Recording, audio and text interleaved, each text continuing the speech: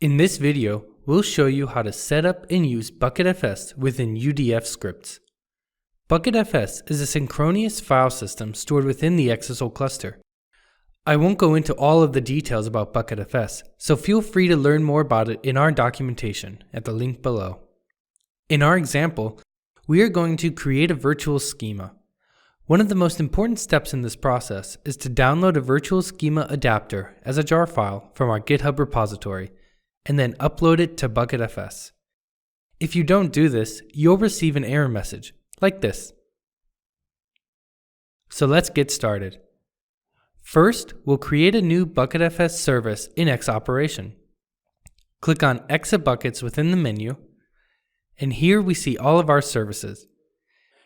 To create a new one, click the Add button and define the ports to access the buckets. Let's use HTTP port 2580 for this example. Now we need to create some buckets within this service. When I click on our new service, BucketFS1, I see there are no buckets created. So let's add one. When I click on Add, I can set the bucket attributes, such as the name, whether it's publicly readable or not, and read and write passwords. Make sure to write these passwords down. We'll need them later. Now that we have our buckets created, we need to be able to access it. You can upload files either via the curl command on a command prompt or by using our own BucketFS Explorer. You can find this on our GitHub page. Let's use the BucketFS Explorer to connect to BucketFS. In the first prompt, we need to enter our Xoperation URL and credentials. Remember, these are not the BucketFS passwords that we set up earlier.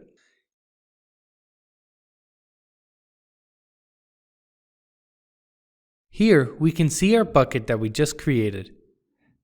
This is where we want to upload our jar file, so we can just drag and drop our file here and enter the right password that we set earlier. And now it's there. Now let's move over to the database.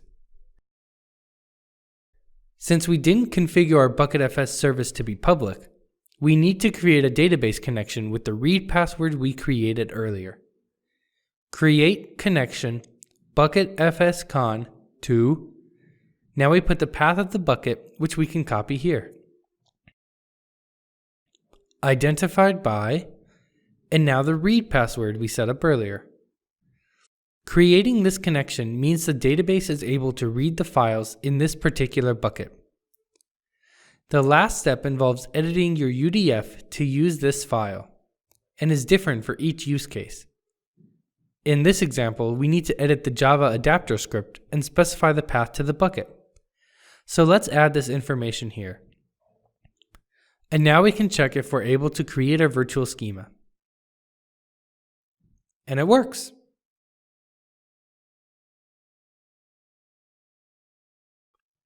You can follow the same procedure to upload R models, Python libraries, script language containers, and other jar files to BucketFS.